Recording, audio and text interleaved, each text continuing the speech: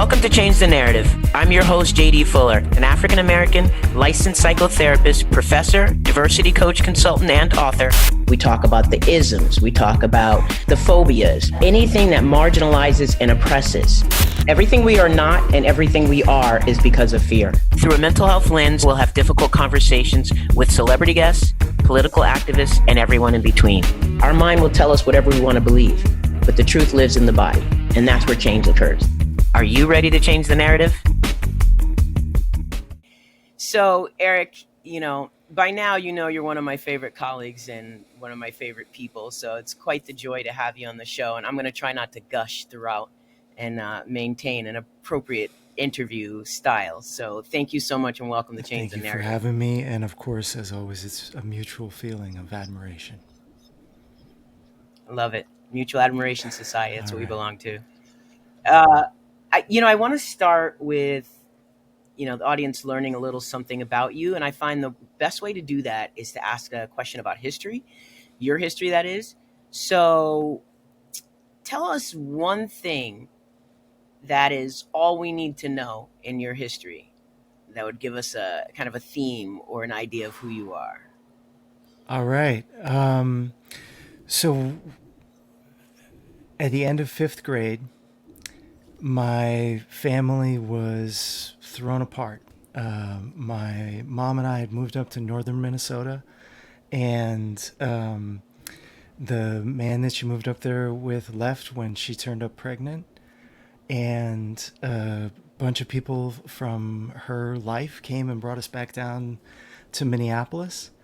And I landed 6th grade with my teacher, Ernest B. Coleman. The B stood for bad, he would tell us. And I had closed down emotionally. I had shut off. We were in poverty that year, at least, probably extended for a couple of years beyond that. But he became a mentor of mine who tried to help me bring my gifts to the world. And I've been trying to live up to the love and care he gave me ever since. That tells it all. That's a perfect piece of a story. That's amazing. Thank you so much. I appreciate that. We have a lot to cover here. So I want to start by talking about your clinical practice. So you identify specialties such as couples, individuals with relationship or sexual issues. You work with open relationships, desires, differences, kink, PE, ED, men's issues, anxiety, depression, OCD, and ADHD, which includes a broad range of cultural, sexual, religious, and spiritual identities. So now, tell me how you ended up with that focus, and what do they have to do with each other? Well, I'll tell you, I was cutting my teeth as a therapist in an internship. I was primarily working out of a substance abuse treatment clinic. I liked that work, but then I started working at the sliding scale clinic at Catholic Charities of Santa Clara County. And in that, one of my first clients out of the sliding scale clinic was a couple that came in. And it was my first couple ever. I was terrified, excited. And I helped them in a few sessions work out some issues around money. And at the end of that, I said, hey, is there anything else I can do to help you? And they kind of looked at each other with this side, look. And I was like, oh, okay, we're going to talk about sex. And, it took 2 sessions, but I'll never forget the feeling of bringing them down the hallway back to my office after I gave them some concrete tools. And they were smiling and laughing with each other. And they sat down and they looked at each other, but this time with a big smile, and they both just laughed. And I knew that I had helped them find some joy, not just removed pain, but built connection. And so that's when sexuality became a focus of mine. And I love it because it's this canary in the coal mine. If there isn't a heart connection, if there isn't an ability to regulate conflict, if there isn't, a lot of other capacity for relationship and self-soothing, then showing up vibrantly and energetically, sexually becomes impossible. And so that's why I love working with it. Most of the time, we don't even end up working with the concrete sexual stuff. We end up working with the stuff around it. But it's really rich. And that's what ties all of those things together. Some people who have Hmm. depression have sexual issues. People with anxiety can be anxious about sex. People with OCD can get lots of different thoughts about sex. ADHD has its own way of showing up in relationship and sexually. So, you know, that's kind of the thread that unites all of my work is relationships and sex. I really appreciate how you tied that together. It totally makes sense. All right, so Eric, I want to ask you something since I mentioned that you work with open relationships. What do you think the biggest misconception is about open relationships or polyamory? Uh, it kind of depends on where people are. If they've never heard of it, the biggest one is that it's just cheating. If they are familiar with it and have heard about it, then probably the biggest misconception is that it's all about sex and that people are having sex all the time or with all of their partners. And what is the truth? The truth is that it varies a lot. Under polyamory, the emphasis is really about love and connection, attachment, and that can show up in a lot of different ways, sometimes with sex, sometimes not. Mhm. People are pretty rigid about it in terms of trying to understand. Particularly, I find clinicians who have not worked with anyone who's in an open relationship, people can get real judgmental. And I do think it has to do with the misconception of what it is and what it isn't, both the open relationship and polyamory. Now, how would you draw a distinction if there is one? Well, I think of open relationship as the larger umbrella. Polyamory is one type of open relationship in underneath that. So there's also swinging. There's, not necessarily that I'm sanctioning it, but don't ask, don't tell relationships where people know that their partner's doing other things with other people, but they don't want to hear about it. They don't want to see it, and they don't want anybody else in their lives to find out about it. Okay. All And right. there is kink, which can show up as one manifestation. Sometimes kink includes sex, and sometimes it doesn't. Mhm. Now, would down low go under the Depends umbrella on when how people are somebody's down doing low? down low, right? So, right, Okay. sometimes a person on the down low could be doing that in an ethical way where their partner knows, hey, when I go away, sometimes I'm on the down low. And they could be doing that in a non-consensual way where they're on the down low, but even their partner doesn't know. They're down on the down low from everybody.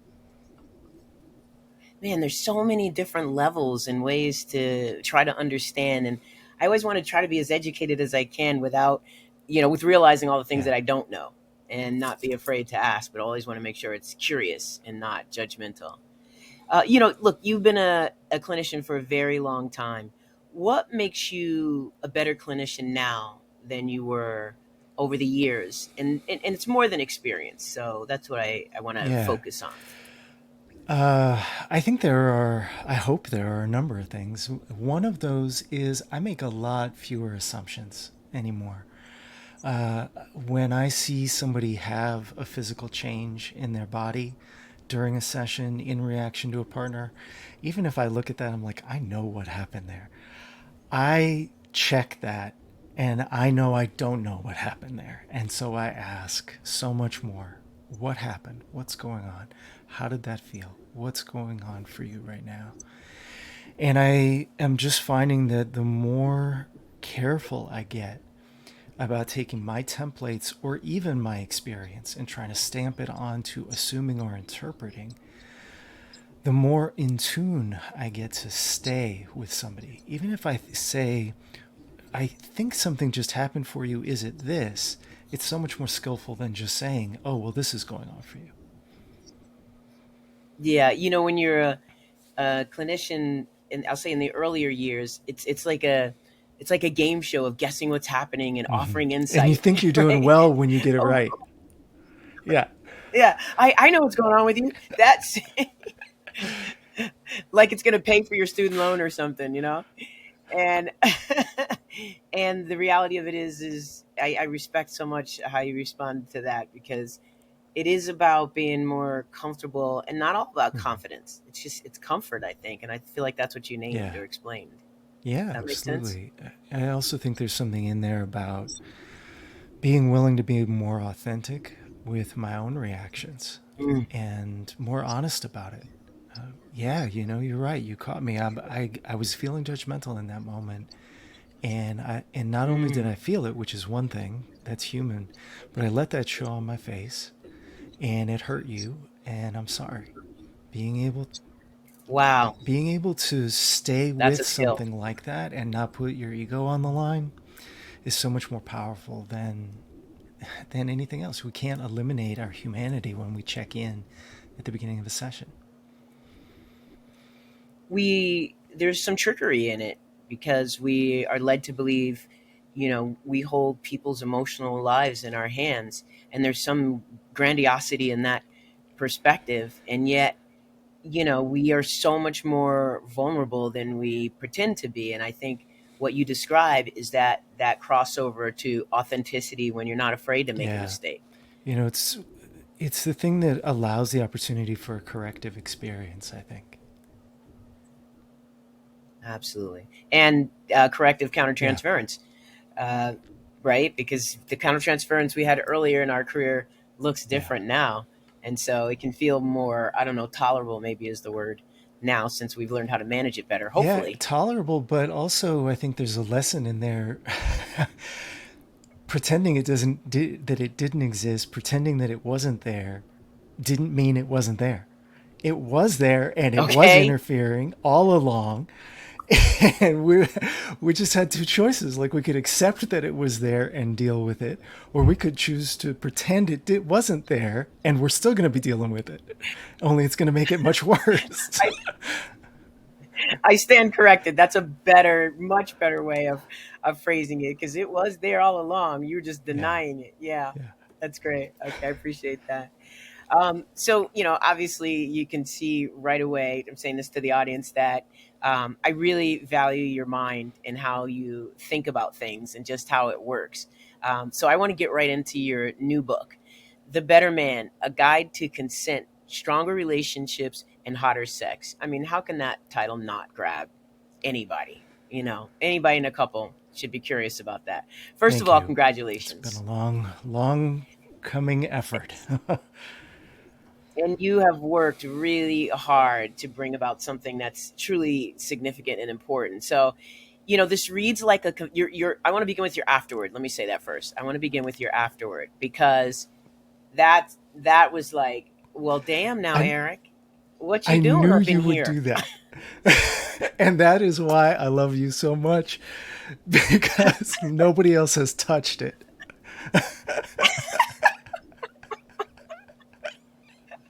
I was like, Eric came correct, man. Like, it reads like a Yeah. confessional of sorts. It is Yeah. so personal. Many professionals would never consider going there.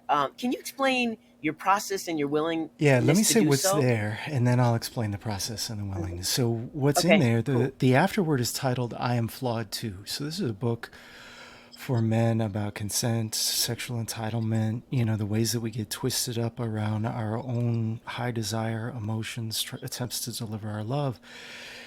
And I wrote the afterword to identify the errors that I have made in that process in my own life. My affairs, cheating on my wife, and how I hurt the affair partners that I had. The mistakes of misreading signals or processes, creating feelings of unsafety in my partner, even though I didn't want to. And my process of getting there was, frankly, I had a draft of the book at one point. This was probably a couple of years ago. And I just woke up one day and I was like, I can't do this and not be in integrity. I can't do this and put myself out there as if I know and as if I'm teaching without acknowledging my error, both because of the potential that somebody that I've hurt would be like, who is this guy putting himself out Mm, there? And, you know, I'm not just talking about that fear of like getting me too or something like that. I'm talking about that would feel wrong. Like that would feel like harming that person again. That would feel like I didn't learn my lesson from the hurt in the mm. first place. So uh, when I originally put it into the book, it was actually chapter 2. Okay. And then there was one iteration where it came back out, and we were considering making it separate press materials. And at one point, I just decided it has to be in there.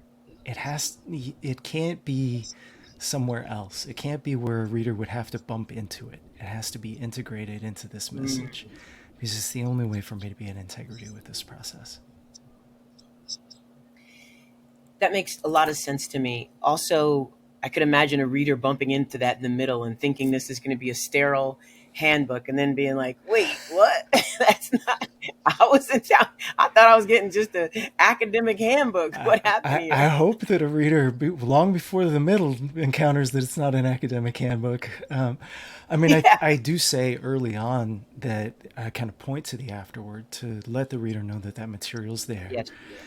And the Yes. focus at the beginning is connecting to the reader's pain at experiencing the cutoff from their own heart, from their own desire, from being shamed about what they do desire, about being told what they are or aren't or should or shouldn't be.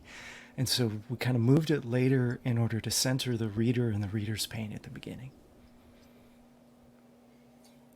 There's such a depth to the work that you've had to do over the years to get to where you are in writing this book. You can feel you all in and out of this process, your respect for, consent and sexual desires and, really affirming. And there is nothing wrong with what you desire in a sense, as long as you Right. understand, right? Fantasies, thoughts, the things that attract you externally, none of that is flawed.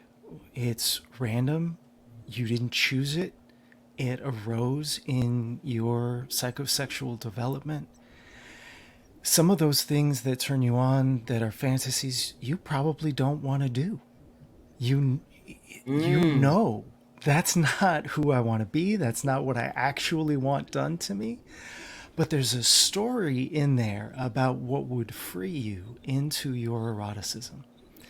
Whether it's having somebody else take control or being able to take control in a way that the fantasy, I mean, it doesn't translate to reality. It is a separate place, it is a separate aspect of our existence.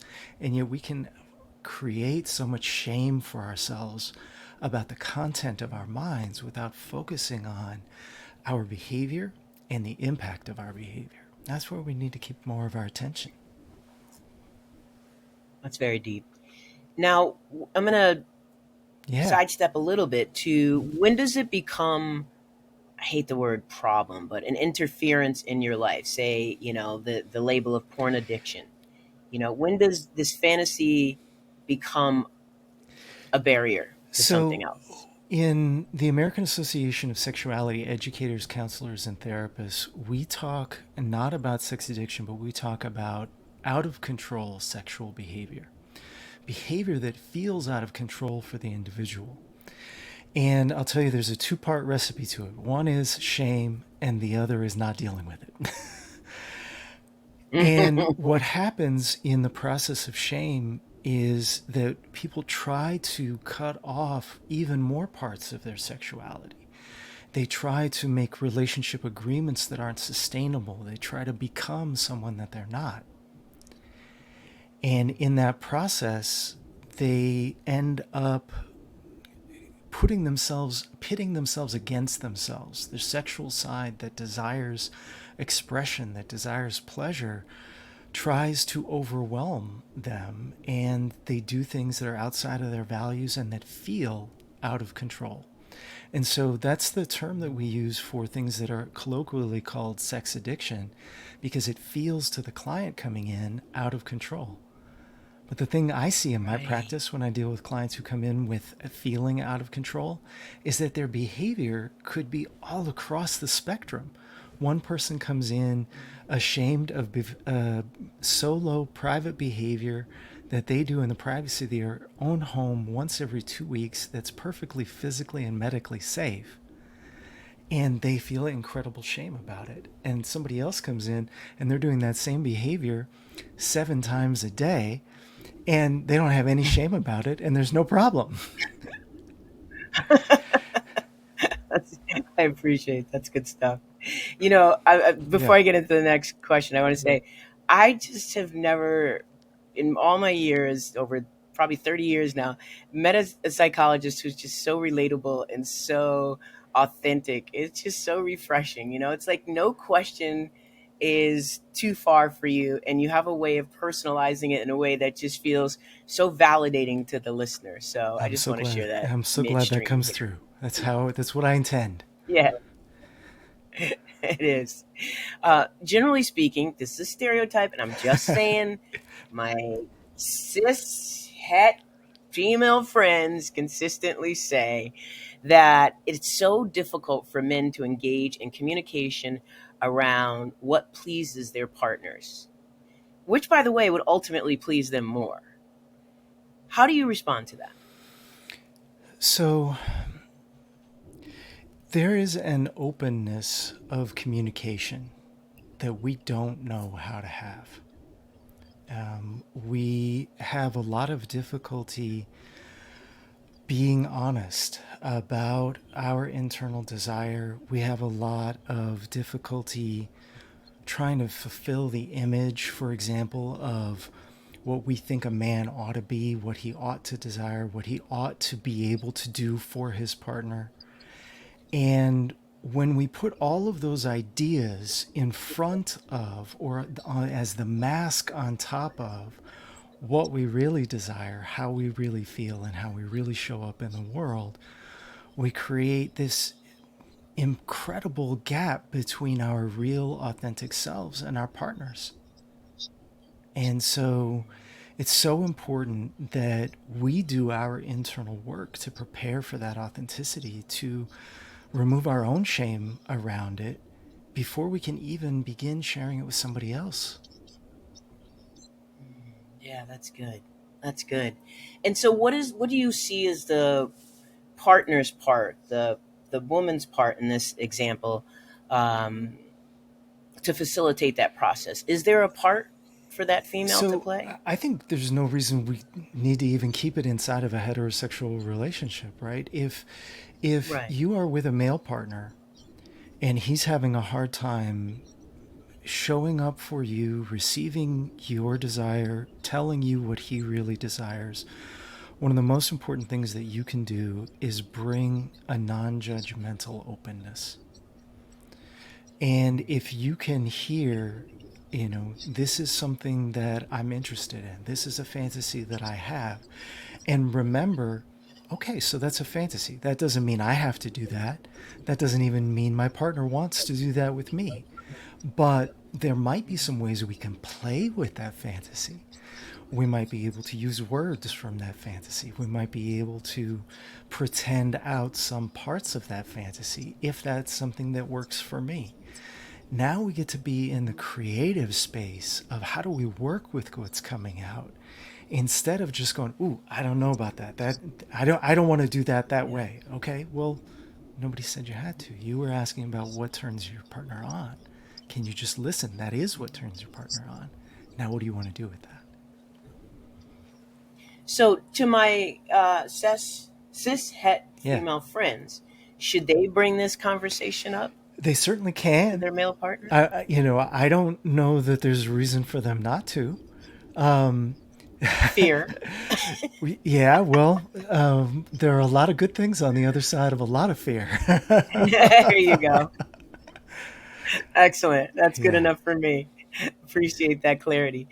Okay, so what do performance, demand, romantic myths, and destructive masculinity, aka toxicity, have to do with identifying as a man? Okay. So, if you're a person who identifies as a man, let's start with performance demand. One of the things that will often get put onto you, even if you don't feel that way, is this idea, this projection that the ideal man is competent, confident. He knows how to give pleasure to his partners without asking. He just can be in tune. He's supposed to have all of this knowledge already. And nobody can live up to that performance demand myth. Number one, because every partner is different. Every partner needs to be touched Mhm. differently. Every partner needs to be spoken to differently. Every partner needs to be related to differently. And so there isn't a manual somewhere. Touch this, push that button, swirl that lever, and have it work. You've got to be in tune with and be comfortable with being in the learning position. So, performance demand is one of the things that gets put on us, even in queer spaces. That the you know a masculine ideal includes all of these things. I'm trying to remember. Before we get to destructive masculinity, you asked for Okay. something else after performance demand. Yeah, I did. Let's see. I scrolled No away worries. from it. Give me 1 second. Romantic Romantic myths. myths. So, this is the other side of the coin, I think. It's both something that our partners, I think, with a certain degree of commonality, female partners in particular, steeped in romantic myths, will put on us, but we can also put it on ourselves. Things like when we love each other, relationships aren't work. Things like if we love each other, the sex is easy. If we love each other, then the sex is easy and we orgasm together at the same time simultaneously, and butterflies and rainbows and everything's wonderful. The reality is, especially in long term relationships, that there is an ebb and a flow to the sexual intensity, an ebb and a flow to the emotional connection. And we need to work with that and work to bring about the next point of flow. We need to put that effort in. And it doesn't mean there's something wrong with you, your partner, or your relationship. It's just the normal thing that happens. And so it's really important that we remember love can be there and we still need to do work. Love can be there and I can still be hurt. Love can be in my heart and I can still hurt you unintentionally. And we need to work with that pain and open our hearts in order to be present to it, in order to move through it. Hmm. And then when we get, Okay, so yeah. now go ahead. Okay, No, you so go. You go. there are a number of different ways of talking about this, and I will tell you, I almost left the term toxic masculinity out of my book because Yeah, so I could many tell. men are triggered by it. I know you are, and there's a reason I left it in. So, Mark Green talks about the man box. Ed Frauenheim and Ed Adams talk about constrained masculinity.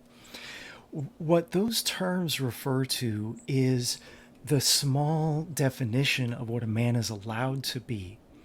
And the experience we have and the fear that we have that if we deviate from that narrow two dimensional idea, that we will get labeled not man enough, gay, you know, Mm, slurs that almost always refer to women in some way, that there's hmm. this feminine thing that gets put on us. I chose to use destructive masculinity and toxic masculinity in my book for a very conscious reason. If you look at men's epidemic of isolation, loneliness, and our suicide rates, the poison of that two dimensional idea about what it means to be a man is in our bones. It is inside of us, and it is hurting us. It's like it is toxic. It is inside of us and it is seeping out of us sometimes. And we need to do a process of trying to cleanse that, of attending to it, of recognizing it's in there. Because if we don't, then it becomes destructive. It hurts us and it hurts our communities and our partners. It's difficult for me not to align this with, internalized Yeah, racism. This idea that the more you deny it and act like it's not a part of your right. culture, the more you are liable to slip on the slippery slope and lean into it more. And so this is what's coming up for me as you're Yeah, I mean, saying that. I really think that there's a deep and powerful intersection between racism, patriarchy, capitalism that's unchecked, and imperialism. And I really, Hmm. chosen my book to focus on one of those lenses, as it resides inside of the bodies of men, as it hurts us as boys and traumatizes us, and as it turns us into the enforcers of patriarchy and racism and capitalism and imperialism.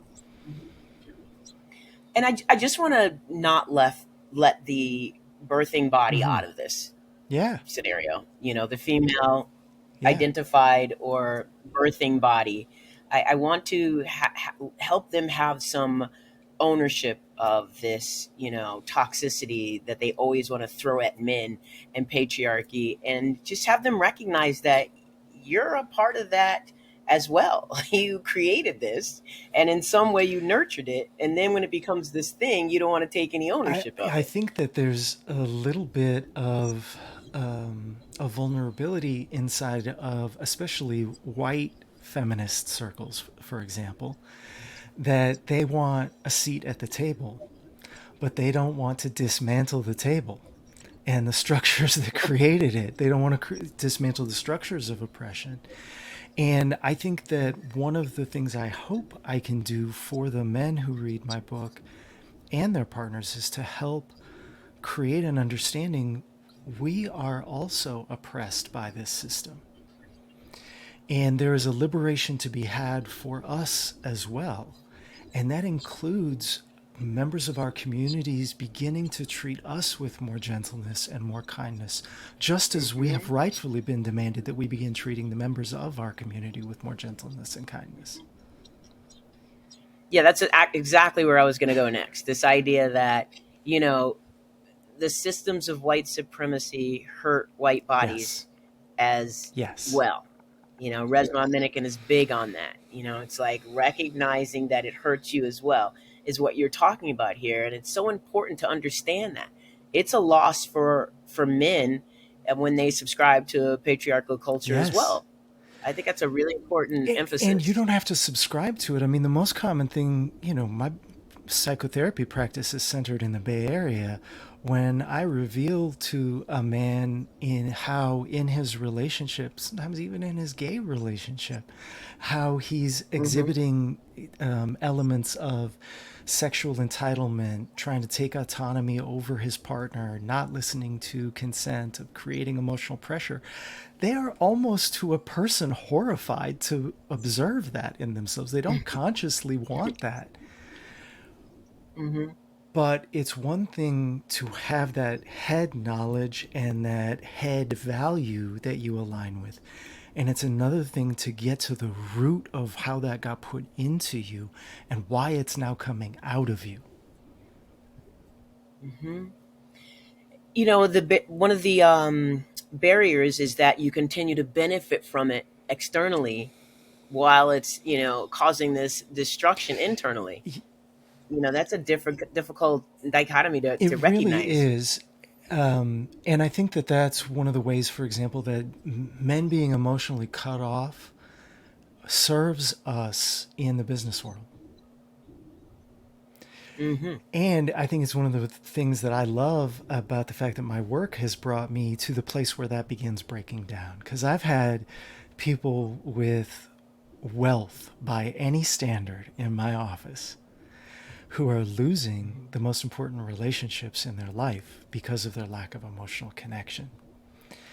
So all of that privilege doesn't stack up to the thing you really want. And that's where it begins to break down. I'm going to leave that right there because that was perfection. And I'm going to dip to another layer. So you said that this book is, you know, extremely important post Me Too, the movement. But you started this before that. And so, what, you know what I mean? Like your own Oh, journey yeah, was in full swing before yeah. before Me Too became a movement. And so, you know, what was the catalyst? I know you've talked about it a little bit, but what was the catalyst? What was the moment where you were like, I gotta do this. I have to make this happen. So, I mean, some of the journeys personally for me were reckoning with my own polyamorous identity. Being in my relationship with my wife, we're still together, 23 years of marriage. We're still Amazing. close. We're still We're thriving again. But I had cheated a couple of times, 12 years apart. I tried to lock that down. I tried to make myself fit in the monogamous box. I encountered polyamory maybe midway through the 12 years between affairs, and I was like, oh, I think that's me. I think that's why what happened before happened. And, you know, to her credit, my wife's response was, yeah, I think you are, but I'm not ready to deal with that right now. And so I was just Okay. trying to, continue fitting the box, waiting for a more opportune moment. And I got into a situation where I didn't have any water left in my bucket. I was going through a massive career upheaval. We were not doing well financially.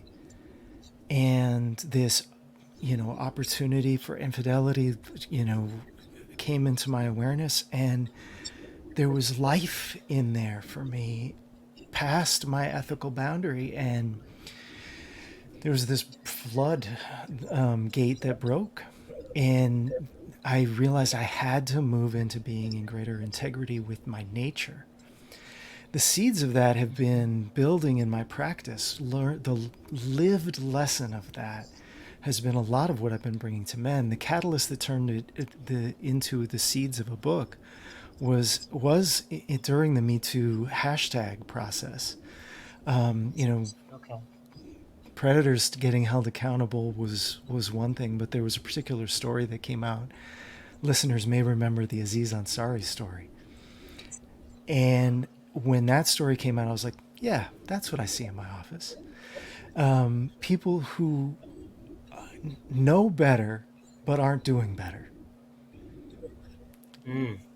Yeah, you talked about Yeah. that in your book. What? Say more about that. What that looked like for you? So, you know, I had been seeing in my practice, okay, I've got a way of working with this. I've got a way of working with the consent problems that men have, not at the predatory level, but at the unconscious level, at the I don't know how to manage my desire and love my partner and go through a process of consent. I don't know what to do with my feelings of rejection. I don't know how to get a no. I know not to keep pushing, but I don't know how to not mope for days afterwards. Mm. And that creates emotional pressure where your partner feels like they have to take care of your emotions for you. And that means giving you access to their body that they may not be ready for because mopey is not sexy. That's good. And so, what I real That needs to be a T-shirt, Eric. That needs to be a T-shirt from the book. that's a good idea. So I realized like I'm working with men at different developmental stages along this way, recognizing our pain at not being able to deliver love and desire the way we want, regulating our emotions so that we can not only just have the verbal consent conversations, but so that we can tolerate the consent conversations. And being self-aware as sexual beings enough that we know what we need to ask for in order to create the vitality and energy in our relationship that really will be satisfying so that we can create relationship agreements that are sustainable. Hmm. I'm thinking now because you've brought so much to the table already. Do you mind if we do this in two parts? We can do it in two parts. Is Yeah. that okay? Yeah. Okay, so I'm just gonna, briefly say how amazing I think you are and how excited I am to have you here. And I'm so happy we're having this conversation on air and other people get to have access to it because you and I always have amazing conversations that build into and inform what we do for a living. And I have much gratitude for that. So I'm gonna Okay. sign off here and I'm gonna Okay. come back and we're gonna start Okay. again for part two. Sounds good.